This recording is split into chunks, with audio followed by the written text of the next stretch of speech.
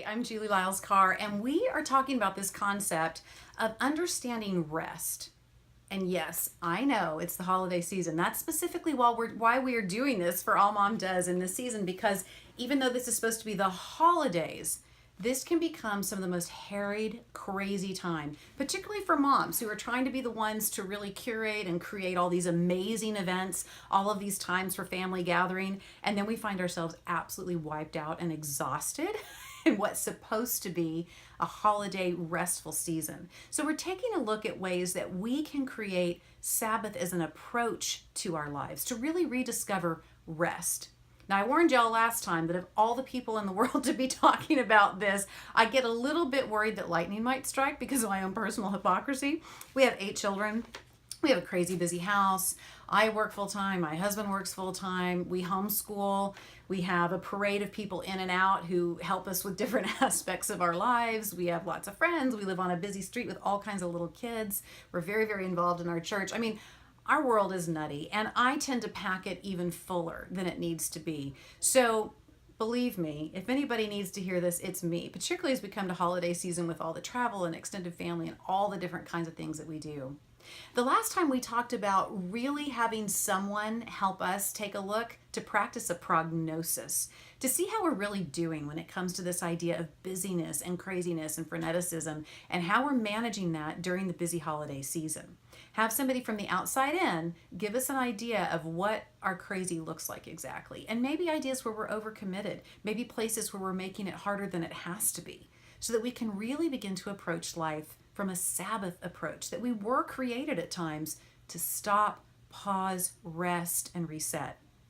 Well, today I wanted us to talk about a second idea about how to infuse a little bit of Sabbath in our lives when we need to, when we have those times that things are starting to get a little bit crazy. You know, there are lots of things that I have said as a parent that I never thought I would say.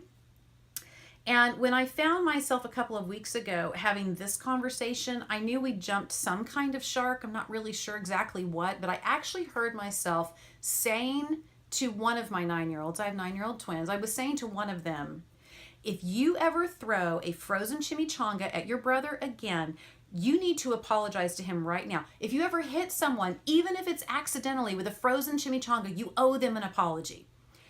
You know, these are some of the conversations that go down at my house from time to time. There's always loud music playing. There is always somebody who's listening to some kind of audio book, or they're listening to a lecture. There's a TV on. There's always some kind of video game rolling. Several of my kids do school on online platforms. There's always all kinds of video going on for that. And there's just the noise of life and living on this busy street and all the things that we do. And then I find myself at times getting in my vehicle. It's a 15-passenger van. I know you're jealous. It's quite the performance machine.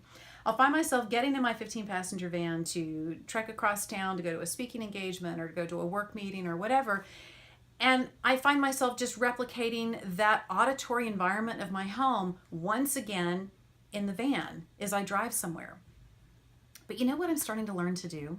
And this is what I want to encourage you to do in this crazy holiday season that we've got going on. I've been learning to practice silence. I know it's crazy, but I'm telling you, it infuses a bit of Sabbath into your world. Practicing silence, what do I mean? Now, I live in Austin, Texas, and here we have a hands-free law where you're not supposed to have your cell phone on, you're not supposed to be texting, all that kind of stuff. But you can use different elements like, you know, a headset or whatever to be on the phone.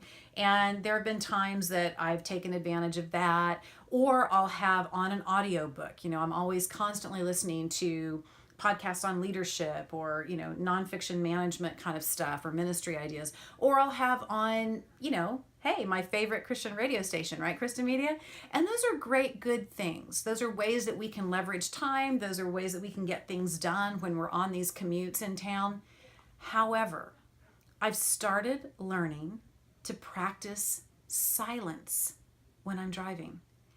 And it's actually quite remarkable to sit and hear my own thoughts. And at times that expands into a conversation with the Lord. At times it expands into a time of prayer. At times I'm just quiet.